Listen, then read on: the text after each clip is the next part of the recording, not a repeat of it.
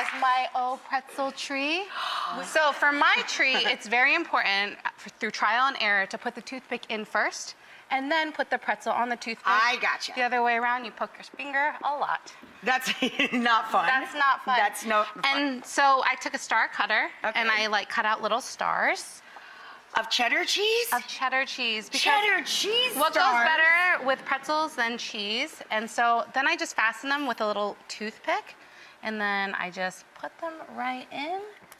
Cheese and pretzels. Oh, wow. Yeah. And so I made 2 little dippers for my pretzels. So I took equal parts Fabonnaise or mayonnaise, a little Dijon mustard, a little bit of honey in equal parts, a little bit of onion powder, a little bit of garlic powder, Gotcha.